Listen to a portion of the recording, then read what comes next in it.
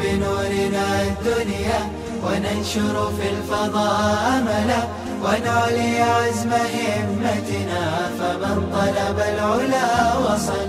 بسم الله الرحمن الرحيم. الحمد لله رب العالمين والصلاة والسلام على سيد المرسلين وخاتم النبيين محمد وآله وأصحابه وأزواجه وذرياته وأهل بيته أجمعين، أما بعد. قابل صد احترام اساتذہ اکرام،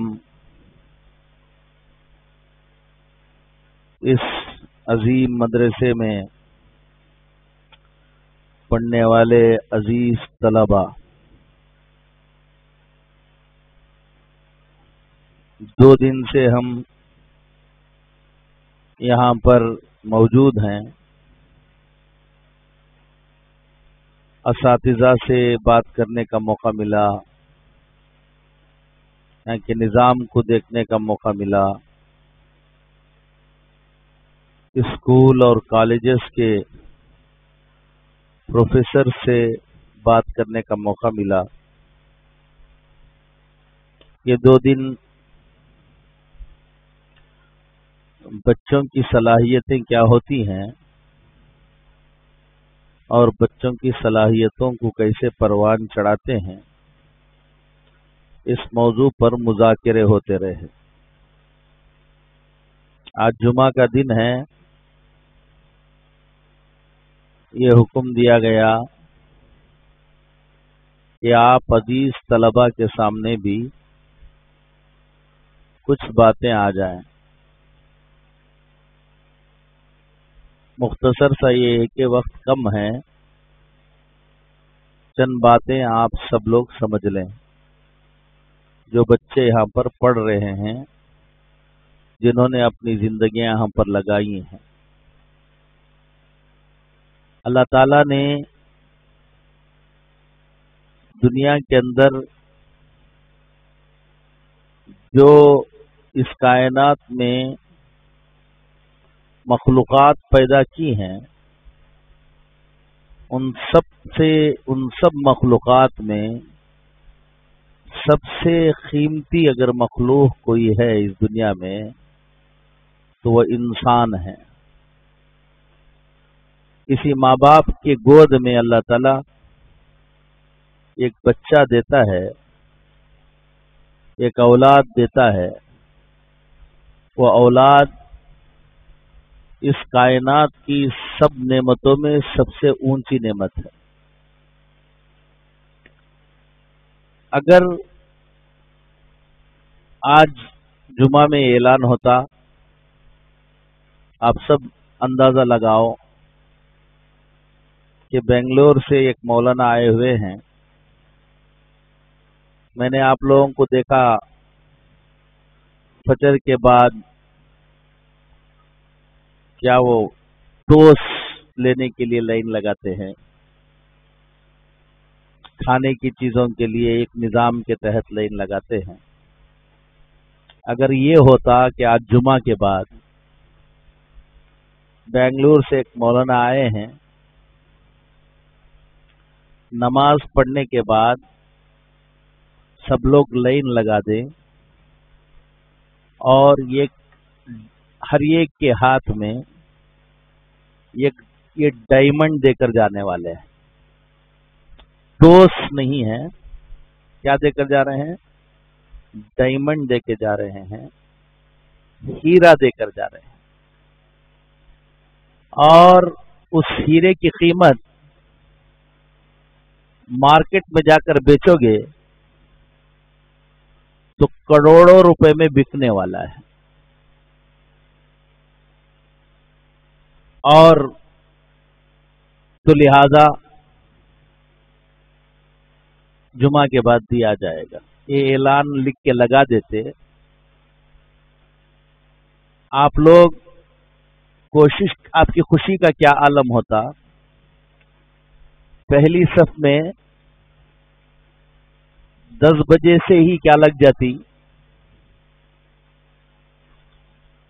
صف بن جاتی، کوئی بچہ کہیں ہاسٹل میں نہ رہتا، سب دوڑ کر آتے، فون ہوتا تو گھروں میں امی ابا کو بھی بتا دیتے کہ آج ہیرا تقسیم ہونے والا ہے، اور یہ کروڑوں ڈالر میں، کروڑوں روپے میں بکنے والا ہے۔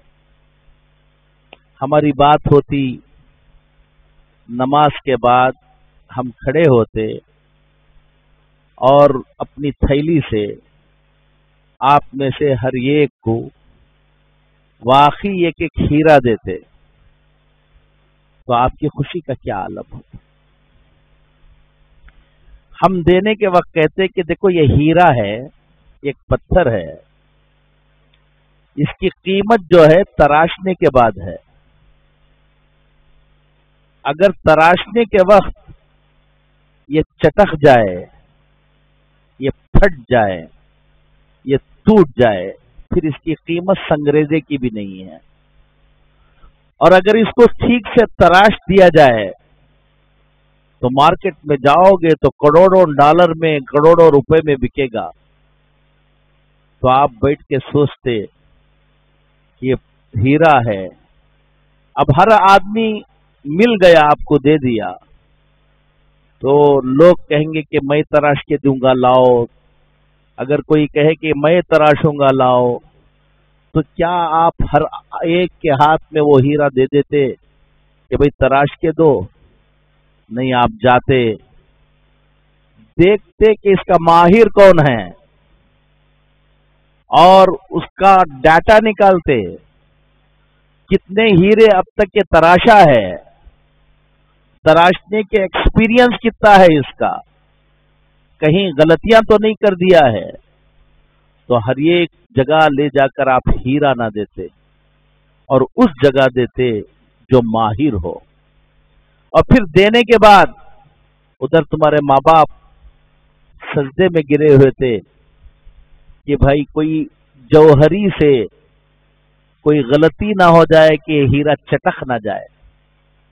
تم اللہ کے سامنے دعا کیے بیٹھے رہتے کہ کہیں ہیرا کیا نہ ہو جائے، چٹک نہ جائے، اور ہیرا تراش دیا گیا، اور اچھی طرح سے تراش دیا گیا۔ واقعی اب جا کر مارکیٹ میں اس کو بیچے، کروڑوں روپے میں چلا گیا، تو سوچو آپ کا کیا عالم ہے۔ آپ نیک لڑکے ہو، آپ وہیں سے سوچتے کہ گھر کون سا بنانا ہے، کار کون سی خریدنی ہے، میں کیسے رہنا ہے۔ دیندار ہو تو میرے جو خاندان کے کون کون سے غریبوں کو مجھے کیا کرنا ہے، مدد کرنا ہے، اور کتنا صدقات اور خیرات کرنا ہے جس سے میری آخرت بن جائے، یہ سب سوچتے۔ اور واقعی میں آ کر یہ ہیرا دے کر جاتا تو آپ کی خوشی کا کیا عالم ہوتا، تھوڑا سوچ۔ جمعہ کا دن ہے، علماء کی موجودگی میں ممبر کے قریب بیٹھ کر قسم کھا کے کہتا ہوں کہ اللہ تعالیٰ نے تم کو جو بچپنا یہ دیا ہے، جو یہ زندگی تم کو دی ہے، خدا کی قسم تمہاری یہ زندگی اس ہیرے سے بھی زیادہ قیمتی ہے۔ لیکن دیکھو تم ہیرے ہو، تمہاری قیمت تراشنے کے بعد ہے۔ اگر خدا نہ خواستہ تمہاری اس زندگی کو تراشنے میں کوئی غلطی ہو گئی، تم کوڑیوں میں بھی نہیں جاؤ گے۔ اور اگر تم کو ایک اچھا جوہری مل جائے اور تمہاری زندگی کو تراش دے، خدا کی قسم کروڑوں روپے بھی تمہارے قدموں پر آئیں گے اور تم اس کو کیئر نہیں کرو گے، تم اس کی طرف توجہ نہیں دو گے، اس لیے کہ تم ان سے زیادہ قیمتی ہو۔ ایک ہیرے کو تراشنے کی جو عمر ہوتی ہے، ایک تو وہ ہیرا ہے جو پتھر والا ہے، ایک یہ جوہر ہے، اس کی تراشنے کی عمر دو فیس میں اس کی عمریں ہوتی ہیں۔ ایک عمر تو اس کی ہوتی ہے تراشنے کی، اور دوسری عمر ہوتی ہے اس کی پالش کرنے کی. ایک تو تراشنا ہے اور اس کے بعد کیا کرنا ہے, اس کو پالش کرنا ہے. پہلی عمر تراشنے کی ہے, دوسری عمر پالش کرنے کی ہے. اور یہ دو عمر اگر ضائع ہو گئی تو پھر تمہاری کوئی ویلیو نہیں ہے. یاد رکھیں, ایک عمر, کل میں نے اساتذہ کے سامنے کہا اور تم سے بھی کہہ رہا ہوں, ایک عمر ہے تمہاری پیدائش سے لے کر 13 سال تک, یہ تمہاری تراشنے کی عمر ہے. تم کو جیسے تم اپنے آپ کو چمکانا چاہو تو چمک جاؤ گے, لیکن پہلے تمہارے دل میں ہونا مجھے ہیرے کی طرح چمکنا ہے بول کر تمہارے دل میں آنا ہے. کوئی زبردستی تم کو تراشے گا نہیں. جوہری کے ہاتھ میں وہ کاٹے گا تم کو. تراشنا کسے کہتے ہیں؟ کاٹے گا, گھسے گا, درد ہوگا, احساس ہوگا. اگر تم اس کو برداشت کر لو اور جوہری کے ہاتھ میں جس طرح سے چاہے وہ جب تراشے اس کے ہاتھ میں تم کھیلو, تم بہترین انداز سے تمہارا شیپ بن جائے گا. اور پالش ہونے کی عمر 13 سال سے لے کر 19 سال تک ہے. اس میں تم کو پالش کیا جائے گا. خدا نہ خواستہ 19 سال کے بعد تم کو احساس ہوا کہ اب مجھے کوئی ہیرے کی طرح تراش دے, تو تم کو تراشنا چاہے تو بھی کوئی کیا نہیں کر سکتا, تراش نہیں سکتا. تمہاری عمر ختم ہو گئی. یہ جو تمہاری عمر ہے یہ بڑی قیمتی عمر ہے. اس عمر میں تم یہ نہ سمجھو کہ ایک ادارے میں والدین نے بھیج دیا ہے, ہم پڑھ رہے ہیں, پڑھنا ہے جب جی لگا تو پڑھ رہے ہیں, نہیں تو نہیں پڑھ رہے ہیں. نہیں, اس عمر میں اپنے وقت کی تم حفاظت کر کے اساتذہ کی نگرانی میں, ان بزرگوں کی نگرانی میں اپنی زندگی کو تراشو گے, ہیرے کی طرح چمکو گے انشاءاللہ. دنیا میں جا کر پوری دنیا تمہارے انتظار میں بیٹھی ہے, پوری دنیا تمہارے انتظار میں بیٹھی ہے کہ تم آؤ گے, بستیوں کو سنبھالو گے, شہروں کو سنبھالو گے, ملکوں کو سنبھالو گے. ابھی یہ چھوٹی عمر ہے, تمہیں اندازہ نہیں ہے کہ تم کو کس عظیم کام کے لیے تیار کیا جا رہا ہے. تمہاری شرط یہ ہے کہ سب سے پہلے اللہ کا شکر ادا کرو کہ تم کو تمہارے ماں باپ کہیں پر بھی بھیج سکتے تھے, لیکن تمہارے ماں باپ نے, اللہ نے ان کو توفیق دی کہ ایسی کارخانے میں بھیجے جہاں ماہر جوہری موجود ہیں. اس کارخانے میں تم کو بھیجا ہے جہاں پر مہارت کے ساتھ تم جیسے ہیرے کو تراشنے کی یہاں پر قابلیت ہے. کتنی فکریں کر رہے ہیں. کل سے ہم دیکھ رہے ہیں کہ یہ لوگ تڑپ رہے ہیں کہ ہمارے بچوں کو تراشنے کے اور کیا کیا طریقے ہو سکتے ہیں کہ ہمارے یہ بچے دنیا کے اندر جا کر عظیم انسان بن جائیں. امام ابو یوسف رحمت اللہ علیہ, ایک واقعہ سنا کر بات کو ختم کرتا ہوں, لمبی بات نہیں کرنا ہے.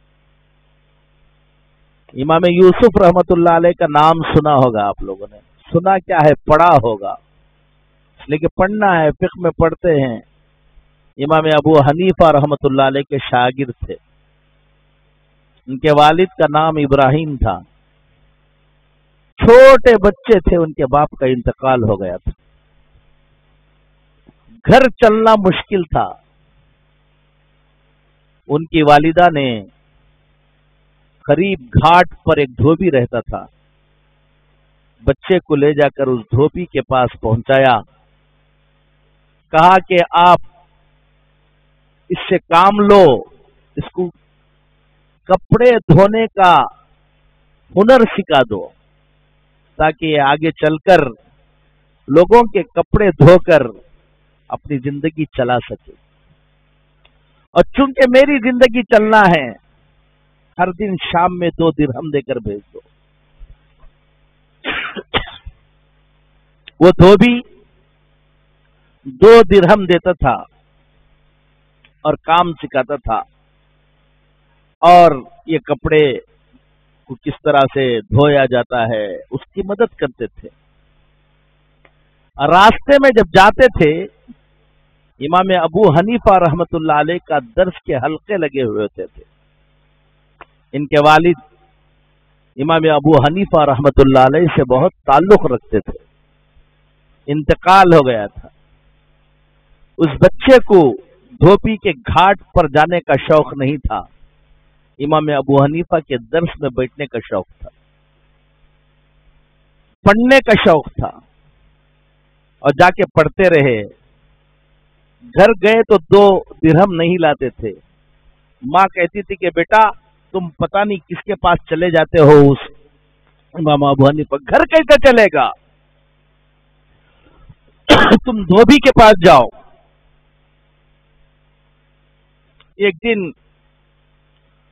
خود ان کی والدہ امام ابو حنیفہ رحمت اللہ علیہ کی خدمت میں آئیں۔ یہ بچہ دھوبی کے گھاٹ پر میں بھیجتی ہوں، یہ آپ کے ہاں آ جاتا ہے، اس کو جس کی وجہ سے گھر چلنا مشکل ہو گیا ہے، آگے جا کر یہ کیا زندگی گزارے گا، اس کا باپ نہیں ہے، آپ جانتے ہیں یہ یتیم ہے، آپ اس کو صلاح دیجئے، سمجھائیے، کتنا بولتے سنتا نہیں ہے، یہ دھوبی کے گھاٹ پر نہیں جاتا ہے، آپ کے ہاں آ جاتا ہے۔ امام ابو حنیفہ رحمۃ اللہ علیہ بڑے تاجر تھے، بڑے بزنس مین تھے، بڑا کاروبار چلتا تھا۔ انہوں نے روایتوں میں آتا ہے کہ 100 درہم کی ایک تھیلی ان کی ماں کو دیا اور کہا کہ بیوی گھبرانا نہیں، اس کو وہ کام میں سکھا رہا ہوں، تم دھوبی کا کام سکھانا چاہتی ہو، میں وہ کام سکھانا رہا ہوں، تم کے کھانے کی تم فکر کر رہے ہو، ایک دن وہ آئے گا کہ پستے کے گھی میں یہ فالودہ کھائے گا اور خلیفہ وقت کے ساتھ بیٹھ کر کھائے گا۔ ایک دھوبی کے گھاٹ پر بھیجنے کے لیے تڑپنے والی ماں کو یہ جملہ سمجھ میں نہیں آیا، وہ سوچتی رہی امام ابو حنیفہ کہ یہ قول کو امام یوسف چھوٹے بچے بھی سنتے رہے۔ انہوں نے شوق سے پڑھا، پیٹ پر پتھر باندھا، تکلیف اٹھائی، ایک اچھے جوہری کے پاس چلے گئے تھے، اپنے آپ کو دیا، راتوں کو جگے، کتابوں کا مطالعہ کیا، استاد جیسا جیسا بتا رہے تھے اپنی پرسنالٹی کو اس طرح سے ڈیولپ کر رہے تھے، اور چند سالوں کے اندر یہ دھوبی کے گھاٹ پر جانے والا بچہ امام ابو یوسف بن گیا۔ اب یہ وقت آیا کہ ان کو ملک کا چیف جسٹس بنا دیا گیا۔ ہارون رشید کے زمانے میں، اس زمانے میں چیف جسٹس کا عہدہ ملک کے اندر بہت بڑا عہدہ تھا، جس کی خدمت میں خود بادشاہ آتا تھا۔ ایک دن ہارون رشید اپنے گھر میں امام ابو یوسف رحمت اللہ علیہ کو دعوت دی، کھانا کھلایا، سب کچھ ہوا۔ اس کے بعد کہا کہ حضرت آپ کو ایک حلوہ کھلانے والے ہیں جو ہمارے بادشاہوں کے محل میں بھی کبھی کبھی بنتا ہے، آج آپ کی آمد پر میں نے کہا ہے کہ وہ اسپیشل حلوہ آپ کو کھلایا جائے۔ پھر ایک حلوہ پیش کیا گیا، انہوں نے اس کو کھایا، کھانے کے بعد پوچھا کہ یہ کیا ہے؟ کہا کہ حضرت یہ پستے کے گھی میں فالودہ بنایا گیا ہے، یہ پستے کے گھی میں فالودہ بنایا گیا ہے۔ حضرت امام ابو یوسف رحمت اللہ علیہ کے آنکھوں میں آنسو آ گئے۔ انہوں نے کہا کہ کیا بات ہے آپ کے آنکھوں میں آنسو آ گئے؟ تو امام ابو یوسف رحمت اللہ علیہ نے اپنے بچپن کا وہ واقعہ سنایا، وہ دھوبی کا واقعہ سنایا، اپنی والدہ کا واقعہ سنایا، اور کہا کہ امام ابو حنیفہ رحمت اللہ علیہ نے اس وقت بچپن میں لالے نے اس وقت بچپن میں مجھے دیکھ کر کہا تھا میری ماں کو کہ یہ بچہ پستے کے گھی میں فالودہ کھائے گا. آج میں دیکھ کر میرے استاد کی اس فراست کو یاد کر رہا ہوں اور خوشی کے آنسو آ رہے ہیں. پیارے بچوں، یہ جو تعلیم تم حاصل کر رہے ہو، یہ جس مدرسے میں پڑھ رہے ہو، جن اساتذہ کے خدمت میں پڑھ رہے ہو، چند کام کر لو، اپنے نفس پر تھوڑا سا بار ہوگا، یہ کر لو. اپنے ٹائم کا صحیح استعمال کرو، اپنا وقت تعلیم میں لگاؤ، اپنا وقت کتابوں میں لگاؤ، اپنا وقت مطالعے میں لگاؤ، اپنی راتیں مطالعے میں لگاؤ. صحبتوں سے، دوستی سے اپنے آپ کو بچاؤ. اپنا دوست دو کو بناؤ. تمہارا دوست ایک تو تم اگر بات چیت کرنے کا جی ہی چاہتا ہے تو پریکٹس کرو کہ اکیلے میں کھڑے ہو کر اللہ سے بات چیت ہو، تمہارا تعلق اللہ سے جڑے. دوسرا کسی سے بات کرنا ہے تو تمہاری کتاب سے بات کرو. یہ دونوں بھی تم سے بات کرتے ہیں. جب نماز میں کھڑے ہوتے ہو، کبھی دعاؤں میں بیٹھے رہتے ہو، جب اللہ سے مانگتے رہتے ہو، اللہ سے گویا کہ بات کر رہے ہو. اس عمر کے اندر تم سمجھ لو کہ جو دعا کرو گے تم آنکھوں کے آنسوں کے ساتھ، سمجھ لینا ہر دعا انشاءاللہ اللہ قبول کر کے رہے گی. دعاؤں کی کثرت کرو، اللہ سے مانگو، اللہ کا شکر ادا کرو کہ اللہ تعالیٰ نے تم نے اس ادارے کے لیے قبول کیا. نہ جانے تم جیسے بچے کہاں کہاں پڑھ رہے ہیں، ان کے ایمان کی بھی فکر کرنا مشکل ہو جا رہا ہے. لوگ ایمان سے چلے جا رہے ہیں. اللہ نے تم کو یہاں پر بھیجا اور یہاں پر ایک اللہ سے بات چیت کرنا. اللہ سے بات چیت کا طریقہ نماز اور دعا ہے. اس میں بیٹھ کر اپنی نماز کو بناؤ. نماز معراج ہے، پڑھے ہو، واقعی معراج ہے. تم جب اللہ اکبر کہہ کر رکعت باندھتے ہو، کیا ہے رکعت؟ یہ نہ ادھر دیکھ سکتے ہو، نہ ادھر دیکھ سکتے ہو، نہ کھا سکتے ہو، نہ پی سکتے ہو، نہ بات کر سکتے ہو. یہاں تک کہ کوئی سلام کرے تو اس کا جواب نہیں دے سکتے ہو. کیا ہو گیا؟ جیسے تم باندھتے ہو تمہارا ایک روحانی سفر شروع ہوتا ہے. محمد رسول اللہ صلی اللہ علیہ وسلم کی معراج جسمانی تھی اور اللہ کے نبی صلی اللہ علیہ وسلم نے نماز کے ذریعے تمہاری معراج روحانی کراتے ہیں. تم ہاتھ باندھ کر چلے جاتے ہو عرش کی طرف اور جا کر اللہ کے سامنے کھڑے ہو کر بات کرتے ہو، اللہ سے مانگتے ہو. سبحان ربی العالی، سبحان ربی العظیم. اللہ تعالیٰ اپنے دروازے تمہارے لیے کھولتے ہیں. التحیات میں جب پہنچتے ہو تو گویا کہ تم اللہ کا دیدار کر رہے ہو. التحیات یہ وہی التحیات ہے جو التحیات محمد رسول اللہ صلی اللہ علیہ وسلم نے معراج میں اللہ سے ملاقات کے وقت کہی. میں اور تم آپس میں ملتے ہیں، السلام علیکم ورحمۃ اللہ بولتے ہیں اور تم بولتے ہو وعلیکم السلام ورحمۃ اللہ. اللہ سے ملاقات ہوئی تو کیا بولنا؟ السلام علیکم یا اللہ بول نہیں سکتے، اس لیے کہ اللہ کو کوئی سلامتی کی ضرورت نہیں ہے. اللہ تعالی سلام ہے، سب کو سلامتی دینے والے ہیں. سلامتی وہاں سے نکلنے والی ہے. سلامتی کی دعا کمزور کے لیے کی جاتی ہے، وہ اللہ ہے. تو پھر اللہ سے ملاقات کے وقت کیا بولنا ہے؟